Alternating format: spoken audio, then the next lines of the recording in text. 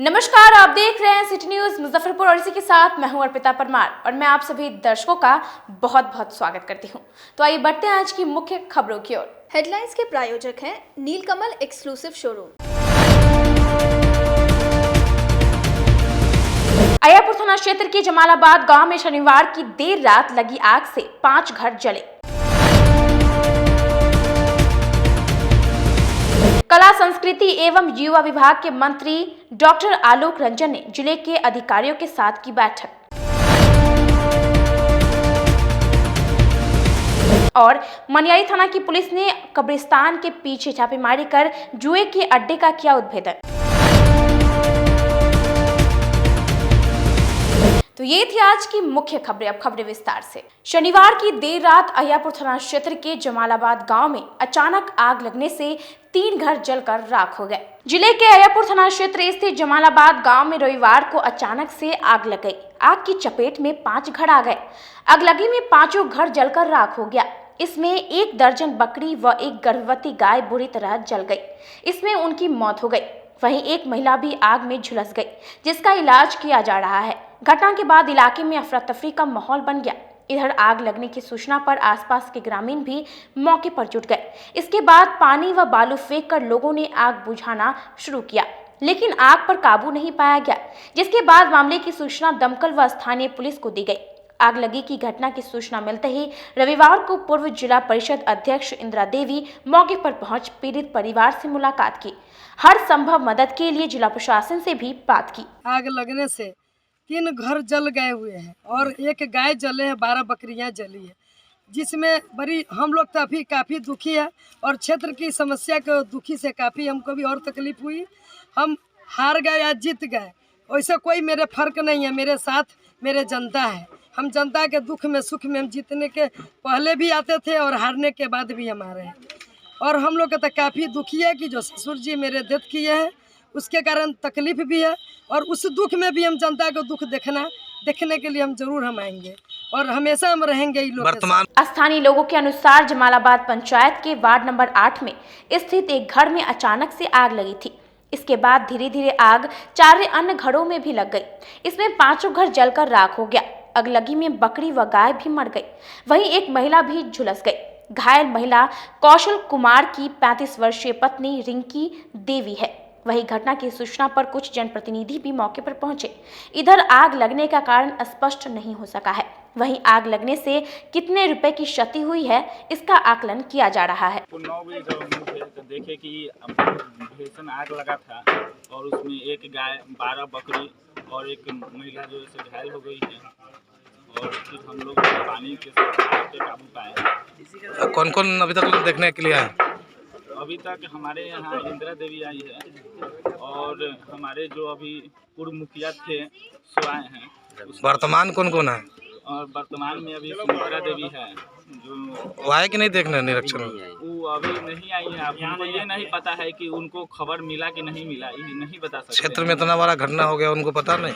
अब इतना हमको अभी नहीं मालूम हुआ, लेकिन वार्ड नंबर हमारे जो है 8 नंबर वार्ड के, यही मेरे वार्ड नंबर है। सर्किट हाउस में मंत्री डॉक्टर आलोक रंजन ने शहर में चल रहे योजनाओं को लेकर जिलाधिकारी समेत तमाम अधिकारियों के साथ समीक्षा बैठक की। बिहार सरकार के कला संस्कृति एवं युवा विभाग के मंत्री डॉक्टर आलोक रंजन ने रविवार को मारीपुर स्थित सर्किट हाउस में जिलाधिकारी, नगर आयुक्त, कार्यपालक अभियंता भवन प्रमंडल और जिला खेल अधिकारी के साथ महत्वपूर्ण बैठक की। बैठक में जिले में खेल के विकास को लेकर चल रही विभिन्न योजनाओं की समीक्षा मंत्री के द्वारा की गई। साथ ही उक्त योजनाओं को जल्द से जल्द करने की दिशा निर्देश दिए गए। बैठक में मुख्यमंत्री खेल विकास योजना के अंतर्गत खेल भवन सह व्यायामशाला भवन के निर्माण, मल्टी जिम, ओपन जिम एवं खेल उपकरण अधिष्ठापन, प्रमंडलीय मुख्यालय में सेंटर फॉर एक्सीलेंस, प्रखंड स्तरीय आउटडोर स्टेडियम निर्माण, स्टेडियम जीर्णोद्धार, एकलव्य राज आवासीय खेल प्रशिक्षण केंद्र की अधिष्ठापन तथा युवा कार्य और खेल मंत्रालय भारत सरकार की खेलो इंडिया योजना के अंतर्गत खेल गतिविधियां एवं अवसंरचना निर्माण के प्रस्ताव के संबंध में विचार विमर्श किए गए। वहीं मंत्री डॉक्टर आलोक रंजन ने बताया कि जिले में खेल से संबंधित योजनाओं के क्रियान्वयन निर्धारित अवधि में हो इस आशय का निर्देश संबंधित विभाग के पदाधिकारियों को दिया गया है। खेल से संबंधित जितने भी अवसंरचनाएं हैं वो कैसे यहाँ सुदृढ़ हो, मजबूत हो, ज़्यादा से ज़्यादा इंफ्रास्ट्रक्चर यहाँ का डेवलप हो, इसके लिए अभी यहाँ के जिला पदाधिकारी नगर के आयुक्त के साथ मीटिंग करके जो यहाँ स्थल हैं, जो चाहे जैसे आपका स्टेडियम है वहाँ जो कुछ भी बनना है उसकी समीक्षा किए हैं। इसके अलावा भी कई और ऐसे ग्राउंड हैं जिस ग्राउंड पर कहीं हॉकी का और कहीं फुटबॉल का, इस प्रकार से हम लोग चाह रहे हैं। जिलाधिकारी से हमारी बातचीत हुई है और जिलाधिकारी ने सारा रिपोर्ट तैयार करके जिलाधिकारी ने आश्वस्त किया है कि 15 दिन या 1 महीना के अंदर हम सारा यहाँ से भिजवाएंगे। इसके बाद फिर हम लोग यहाँ का जो भी खेल से संबंधित जो भी इंफ्रास्ट्रक्चर बनाना है इसके लिए आगे हम लोग इसकी तैयारी करेंगे। एक पेश फंस रहा है कि स्टेडियम में ही स्विमिंग पूल का निर्माण, इसको लेकर नहीं, उसके लिए बात हो गई है जिला पदाधिकारी से और नगर के आयुक्त से। दोनों कल जिला पदाधिकारी अपने स्वयं नगर आयुक्त के साथ जाएंगे, उसको देखेंगे और उसको देख करके यदि लगेगा कि इसमें नहीं बनने लायक जगह है तो उसको कहीं बगल में शिफ्ट किया जाएगा। मंत्री डॉक्टर आलोक रंजन अचानक सिकंदरपुर स्थित इंडोर स्टेडियम के निरीक्षण के लिए पहुंचे। स्विमिंग पूल निर्माण को लेकर अधिकारियों को फटकार भी लगाई। जिले में पहुंचे बिहार सरकार के संस्कृति एवं युवा विभाग मंत्री आलोक रंजन झा ने सिकंदरपुर स्टेडियम में स्मार्ट सिटी प्रोजेक्ट के तहत चल रहे काम का निरीक्षण किया। निरीक्षण के क्रम में खेल संघ के सदस्यों ने स्टेडियम के अंदर बन रहे स्विमिंग पूल आपत्ति जताया और कहा कि पूरे देश में कहीं ऐसा आउटडोर स्टेडियम नहीं है जिसमें स्विमिंग पूल हो। वहीं मंत्री ने कहा कि इस बारे में सभी लोग स्टेडियम में बन रहे स्विमिंग पूल का विरोध कर रहे हैं, इसका जिलाधिकारी से बैठकर बात किया जाएगा। अभी हम आए हैं, यहाँ देखे हैं, अब यहाँ जिला पदाधिकारी से बातचीत करेंगे और इसके बाद फिर हम लोग तय करेंगे कि इस स्टेडियम को किस रूप में क्या बनाना है। इसको जब हम लोग जिला पदाधिकारी और हमारे सभी विभाग के पदाधिकारी के साथ हैं और साथ ही साथ यह मेरा खेल भवन है, हम खेल भवन को भी जल्द से जल्द चाहते हैं इसको हैंड ओवर करके यहाँ हमारा फुल फ्लेजेज जिला खेल का ऑफिस भी चालू हो जाए और इसमें जो इंडोर गेम चालू होना है वो भी हम जल्द चालू करवाने के लिए इसीलिए आज हम यहाँ आए हैं और देख करके जो कमियाँ हैं उसको जल्द से जल्द दूर करके और इसको जो है सो चालू करवाना। ओपन स्टेडियम में स्विमिंग पूल कुछ समझ में नहीं हम देख रहे हैं, बात करते हैं। अभी लोगों ने दिखाया है, अब पदाधिकारी के साथ बैठ के बातचीत करके और दोनों तरफ से हम लोग सब जो कुछ लोग ऐसा शिकायत किए हैं या चारों बगल का लोगों का जो भावना देख रहे हैं उनका उस स्विमिंग पूल के विरुद्ध भावना है और जिला के पदाधिकारी की तरफ से वो बनवाया जा रहा है। तो जब तक दोनों विषय पर बात नहीं करेंगे तब तक क्या निर्णय बता सकते। यहाँ पे कुछ कमियाँ देखी गई है, जो कमियाँ हैं उसको तुरंत खत्म, जल्दी अभी हम लोग हैंड ओवर नहीं लिए हैं। नगर निगम प्रशासन के खिलाफ 5 दिनों से अनशन पर बैठे पूर्व पार्षद की तबीयत बिगड़ती देख स्थानीय लोगों ने सड़क जाम कर प्रदर्शन किया। नगर निगम के कार्यशैली से नाराज पूर्व पार्षद पिछले 5 दिनों से आमरण अनशन पर बैठे हुए हैं। रविवार को उनकी तबीयत को बिगड़ता देख मोहल्ले वासियों ने रोड जाम कर अगजनी कर कई घंटों तक सड़क बाधित रखा और अपना आक्रोश जताया। दरअसल जलजमाव की समस्या से निजात दिलाने के लिए नगर निगम के सभी अधिकारियों और पदाधिकारियों के यहाँ कई बार आवेदन देने के बाद भी कोई कार्रवाई नहीं होता देख पूर्व वार्ड पार्षद दीपलाल राम ने आमरण अनशन शुरू किया। आमरण अनशन पिछले 5 दिनों से चल रहा है लेकिन कोई सूद लेने को तैयार नहीं है, जिससे नाराज होकर वार्ड 45 के लोगों ने सड़कों पर अगजनी कर रोड को कई घंटों तक बाधित रखा। कई घंटों के बाद मौके पर पहुंची स्थानीय पुलिस ने लोगों को समझा बुझाकर जाम को समाप्त किया। वार्ड नंबर 45 में 503 जन समस्या को लेके 18 तारीख को आवेदन नगर आयुक्त से लेके जिला प्रशासन तक मैंने दिया, जिसमें हम 25 तारीख से आमरण अनशन करने का जो सो प्रस्ताव भी दिया है कि अगर हमारी मांग पूर्ति नहीं होती है तो हम आमरण अनशन पर बैठेंगे। लेकिन हमारी मांग पत्र को आज तक नगर आयुक्त ने दरकिनार कर दिया और आज हम 25 तारीख से कंटिन्यू आमरण अनशन पर बैठे हुए हैं। हमारी स्थिति दयनीय होती जा रही है दिन पर प्रतिदिन। आज तक तो न तो चिकित्सा पदाधिकारी आया और न कोई पदाधिकारी आया और न तो नगर आयुक्त आया। यहाँ तक कि नगर आयुक्त को फ़ोन भी किया, लेकिन नगर आयुक्त ने फ़ोन रिसीव नहीं किया। आज हमारी स्थिति बहुत ख़राब है। हमारा सीना में दर्द है, पेट में दर्द है, सर में पूरा दर्द हो रहा है और आज 4 दिन अन्न पानी खाए हुए हो गया। हमारा मुख्य मांग है कि हमारे वार्ड नंबर 45 में जल जमाव का ज़्यादा आती है। अन्य वार्डों से पानी आ रहा है हमारे वार्ड में, हमारे वार्ड का पानी डूब रहा है और जल निकासी का कहीं रास्ता ही नहीं है। और हमारा 10 गो चौमुखी लाइट लगा हुआ है, लेकिन आज 10 चौमुखी लाइट हर चौक चौराहे पर नहीं जल रहा है। 1.5 करोड़ का पानी का टंकी बीएमपी में बना हुआ है, आज तक चालू नहीं हो पाया। मालीघाट के जनता पानी के लिए त्राहिमाम है। आज 8.5 लाख रुपया के लागत से सार्वजनिक शौचालय बना, लेकिन आज 5 साल हो गया सार्वजनिक शौचालय चालू नहीं हो पाया। आम जनता को खेत खलिहान में जाना पड़ता है। इसी तरह लाइट सारा वार्ड में बूता हुआ है, कोई विकास नहीं है, कुछ नहीं है। और नगर आयुक्त मात्र स्मार्ट सिटी के नाम पर डिडोरा पीट रहे हैं कि मुजफ्फरपुर शहर स्मार्ट सिटी है, लेकिन हमारा 45 जो सो नर्क सिटी हो गया। क्या है कि जो 5 मांग अपना दिए हुए हैं वार्ड पार्षद दीपलाल राम जी, जिसमें अहम मुद्दा है कि वार्ड 45 के अंदर में कई वार्ड का पानी लाके छोड़ दिया गया, ठीक है ना। और इसी मुद्दे को लेकर दीपलाल जी हमारा नंशन में बैठे हैं। कोई प्रशासन की तरफ से, नगर निगम की तरफ से कोई पदाधिकारी आकर के कोई आश्वासन नहीं दिए, न इस पर कोई कार्रवाई की जा रही है। कई वार्ड का पानी अपने वार्ड 45 में लाके छोड़ दिया गया है और इसको स्लुइस गेट से निकासी के लिए नहीं जोड़ा गया है। और ये बहुत अहम मुद्दा है। 2-3 साल से हर लोग परेशान हैं इस मुद्दे को लेकर के।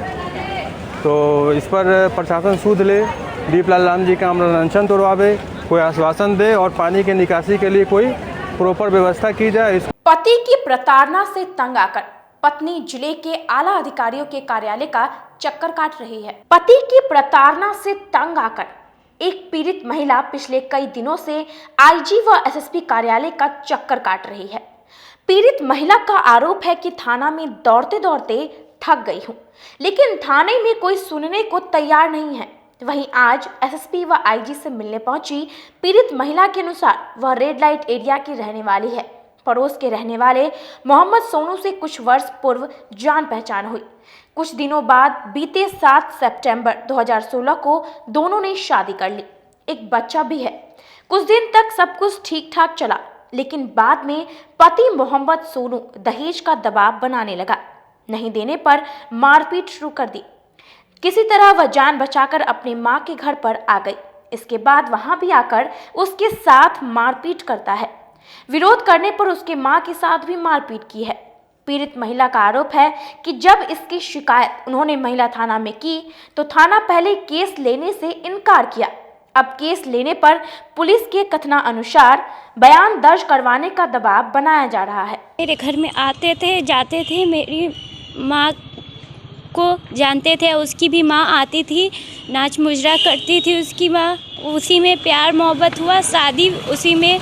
मेरी माँ राजी नहीं थी, फिर भी वो लोग पूरा उसका फैमिली मिलकर शादी करवाया गया। फिर उसके बाद उसने मांग की बाइक का, कुछ दिनों बाद शादी के बाद बाइक का मांग की। तो मेरी माँ के पास पैसा नहीं था तो बाइक कहाँ से देती, तो मारता था, पीटता था, घर में बांध कर, मुंह जांत कर, मुंह में कपड़ा ठूस के मारता था। फिर भी हम कहे ठीक है, कोई बात नहीं, हम कहीं से भी करेंगे। फिर उसके बाद अदर कोई आदमी को, 3 आदमी को बुलाया ये करने के लिए, तो हम बोले हम नहीं करेंगे। फिर बेसिया बनाने के लिए किया गया, तो हम बेसिया नहीं बनना चाह रहे थे। ज़बरदस्ती वो फिर मिट्टी तेल मेरे ऊपर छिड़का गया, तो हम नहीं, चिल्लाए खूब, तो अगल बगल का लोग जमा हुआ। इसी वजह से हम वहाँ से फिर उसके बाद मारा पीटा, तो हम वहाँ से भाग आए। भागने के बाद फिर मेरी माँ के घर गए, माँ के घर भी वही फिर किया ड्रामा। मेरी माँ के साथ भी मारा पीटा, बोला कि नहीं करो, बेसिया नहीं बनोगी तो तुम्हारे साथ यही होगा। घटना है ये 5 सालों से हो रहा है। हाँ, कंटिन्यू हो रहा है, कंटिन्यू। थाना पर भी गए तो थाना पर भी बोला गया कि आवेदन बदलने के लिए। हम, मेरे साथ जो हो रहा है वही ना हम बताएंगे, मेरे साथ जो नहीं होगा तुम कैसे बताएंगे? हाँ, वो लोग मेरे साथ कर रहे, धमकी देता है। थाना वाली है, झाड़ के हमको भगा दी, बोली कि जाओ यहाँ से, आवेदन कैसे नहीं तुम बदलोगी, देखते हैं कैसे नहीं बदलोगी, झाड़ के वहाँ से भगा दिया गया। इसी वजह से हम यहाँ आए मदद के लिए। सब जगह दरवाजा पीटे, आखिरी में हमको ये मिला। आगे क्या चाह रही हैं आप? हम चाह रहे हैं कि हम नहीं रहना चाह रहे, उसके साथ हम नहीं रहना चाह रहे। वो कुछ नहीं, स्मैक बेचते हैं, दारू बेचते हैं, स्मैक बेचते हैं। बिहार राज्य जूनियर बास्केटबॉल प्रतियोगिता के फाइनल मैच में पटना ने भागलपुर को हराया। गौशाला रोड स्थित एक निजी विद्यालय के परिसर में चल रहे 3 दिवसीय बिहार राज्य जूनियर बास्केटबॉल चैंपियनशिप प्रतियोगिता के अंतिम दिन रविवार को खेले गए मैच में पहला सेमीफाइनल बालक वर्ग में पटना एवं भागलपुर के बीच खेला गया। पटना ने भागलपुर को 57-46 अंकों से पराजित किया। दूसरे सेमीफाइनल मैच में रोहतास ने गया को 65-51 अंकों से पराजित किया। वहीं बालक वर्ग में गया ने भागलपुर को 28-09 अंकों से पराजित किया और छपरा को आरा ने 19-17 अंकों से हराकर फाइनल में मैच में प्रवेश किया।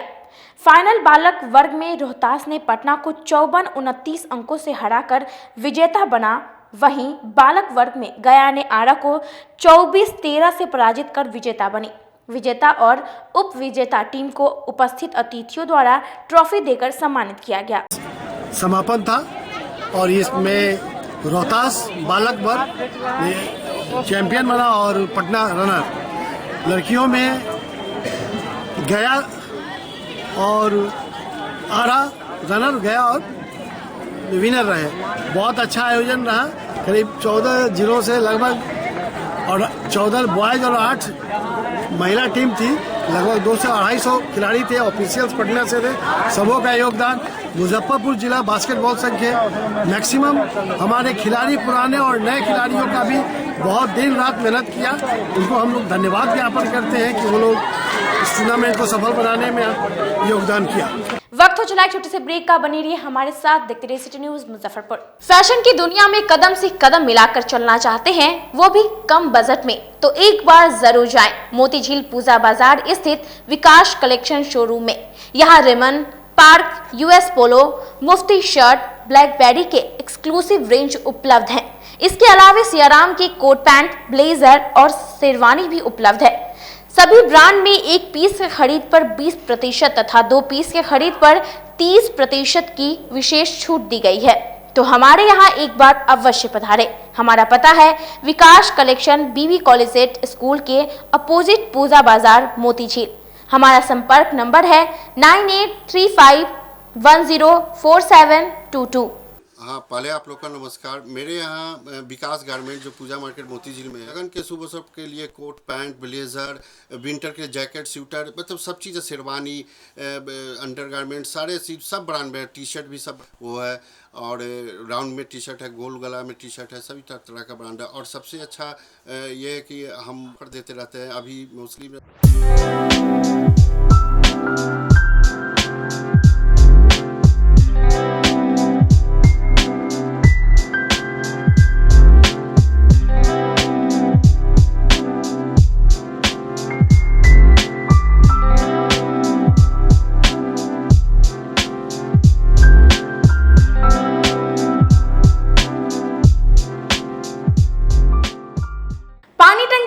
वीवो एक्सक्लूसिव शोरूम में त्योहार के मौके पर मोबाइल की खरीदारी करने पर एक से बढ़कर एक उपहार दिए जाने की व्यवस्था है। 10 से 15 हजार की खरीदारी पर मेटल ईयरफोन, 15 से 25 हजार की खरीदारी पर वीवो बैग और 25 हजार से ऊपर की खरीदारी पर हेल्थ बॉन्ड दी जाएगी। तो एक बार हमारे यहाँ अवश्य पधारें। वीवो एक्सक्लूसिव शोरूम, पानी टंकी चौक। जो फिनांस की सुविधा में जेस्ट मनी भी फिनांस करती है। एक अच्छी बात यह है कि इंडिया के नागरिक होने के नाते आपको कहीं के भी नागरिक हैं, आपको यहाँ भी फिनांस मिलेगा जेस्ट मनी के माध्यम से। ये एक बेहतर बात है। अगर आप कहीं के भी रहने वाले और मुजफ्फरपुर में आप मोबाइल ख़रीदना चाहते हैं, आपके पास आधार या डॉक्यूमेंट दूसरे जगह का है, फिर भी हमारे यहाँ आपको जेस्ट मनी के माध्यम से आपको फिनांस की सुविधा मिलेगी। पहले ये सुविधा नहीं थी और बहुत जगहों पर ये सुविधा अभी भी नहीं है। ये हमारे शोरूम में आपको मिल पाएगा। ब्रेक के बाद एक बार फिर से आप सभी दर्शकों का स्वागत है। तो आइए बढ़ते अगली खबरों की ओर।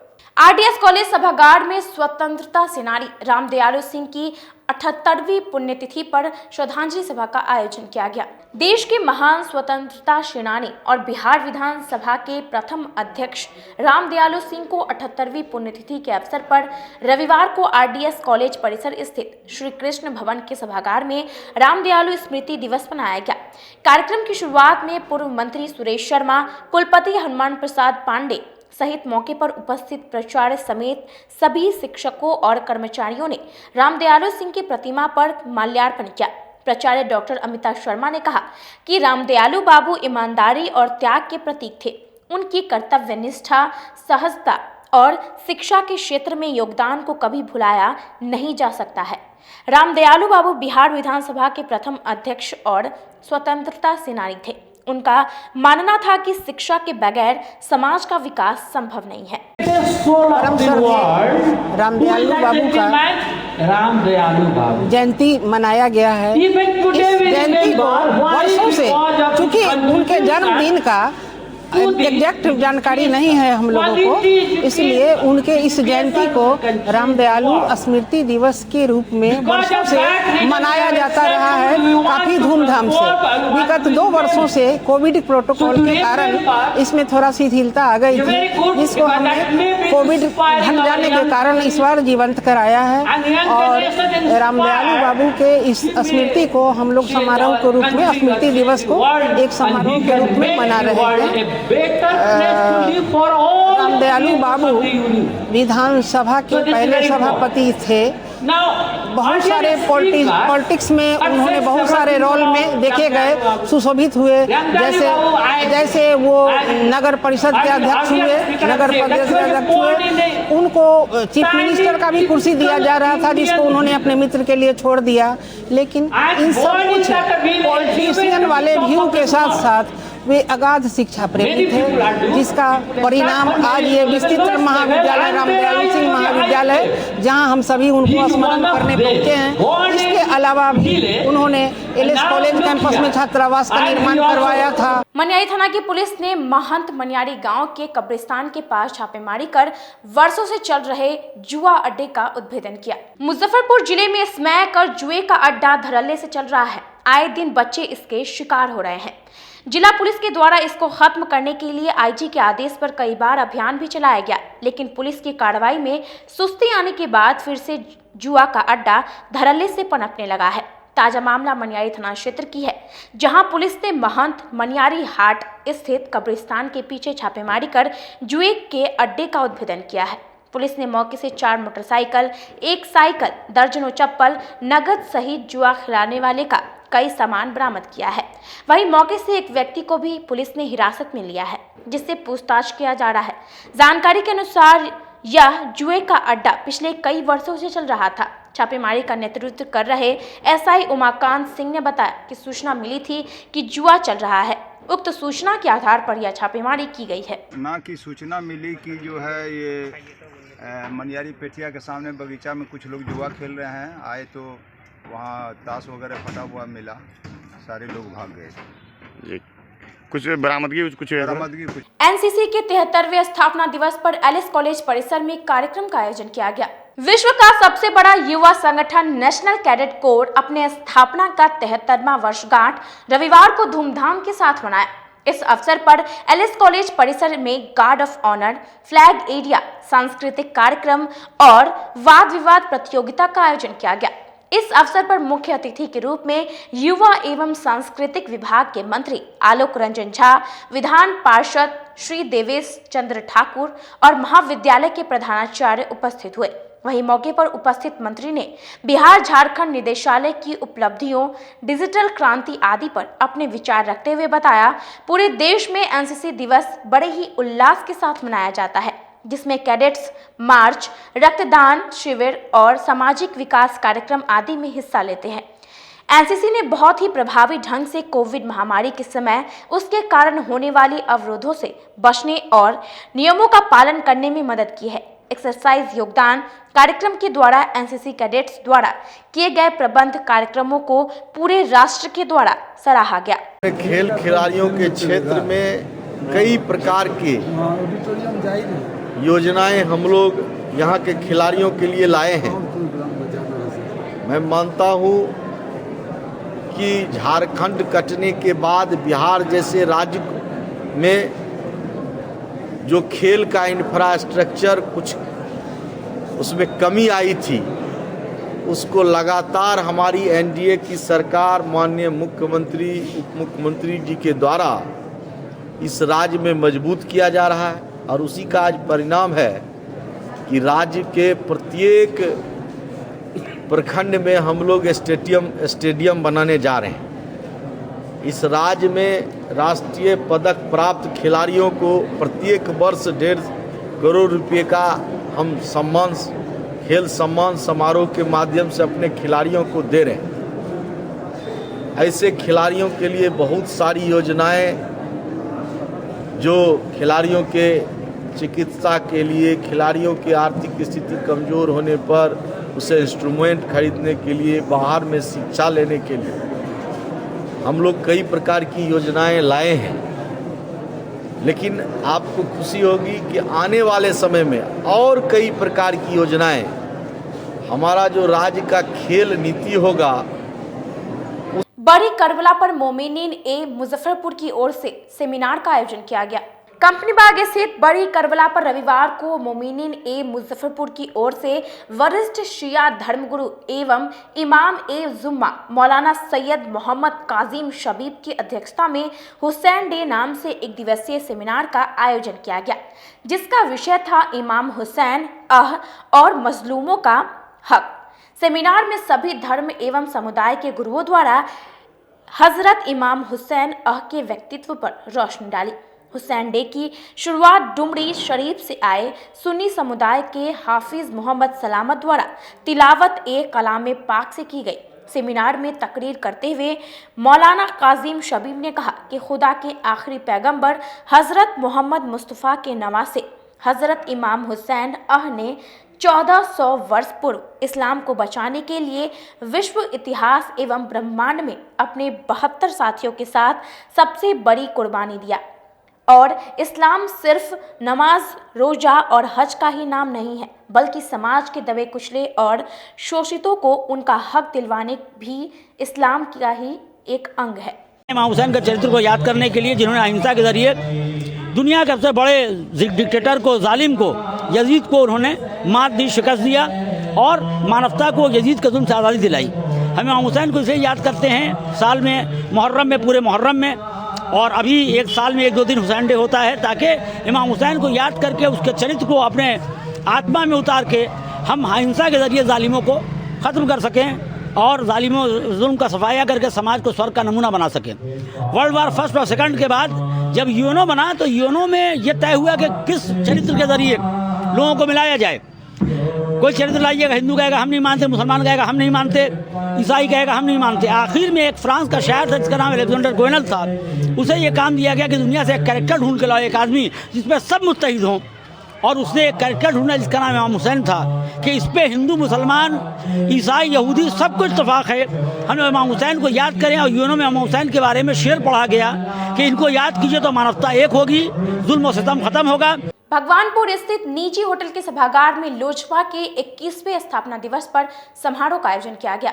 लोक जनशक्ति पार्टी के कार्यकर्ताओं ने रविवार को भगवानपुर स्थित एक निजी होटल के सभागार में पार्टी का 21वां स्थापना दिवस धूमधाम के साथ मनाया। जिला अध्यक्ष रंजन कुमार सिंह, पार्टी के संस्थापक रामविलास पासवान के चित्र पर माल्यार्पण करके समारोह की शुरुआत की। साथ ही सभी कार्यकर्ताओं के साथ केक काटकर स्वर्गीय रामविलास पासवान के सपनों को साकार करने का संकल्प लिया। जिला अध्यक्ष ने बताया कि स्वर्गीय रामविलास पासवान ने पार्टी का गठन गरीब मजदूरों को उनका हक दिलाने के लिए किया था। सत्ता में रहते हुए गरीबों को लॉकडाउन के दौरान निःशुल्क अनाज तक दिलवाया। अब पार्टी अध्यक्ष पशुपति पारस उनके सिद्धांतों को आगे बढ़ा रहे हैं। स्थापना दिवस है जो आज 21वां दिवस मामला मना रहे हैं। केक काट करके। और मान लीजिए हमारे स्वर्गीय रामविलास पासवान जी का यह सपना था कि जितने भी बिहार के या हिंदुस्तान के गरीब कुचले हो उनको मैं ऊपर उठाऊं। और आज हम लोग भी उन्हीं के कहने पर, मार्गदर्शन पर हम लोग आज पूरे बिहार में और मुजफ्फरपुर में खास करके हम लोग स्थापना दिवस हम लोग बना रहे हैं कैलाश टावर में। और उनके सपना का साकार करने के लिए हम लोग आगे कदम से कदम आज संकल्प लिए कि जो भी शोषित गरीब हो इस कहना उनको उत्थान में करना है। गांव गरीब को जाके कस्बे में जाके हम लोग यह चीज़ को रामविलास जी के बारे में, उनके परिवार के बारे में, पशुपति कुमार पारस जी के बारे में यह समझाना है कि वह दलितों के नेता हैं और भीमराव अम्बेडकर जी के बाद या दूसरा है जो महादलितों का उत्थान करने के लिए हमारे रामविलास पासवान जी हमारे खड़े हुए हैं और उनके साथ पशुपति कुमार पारस भी है।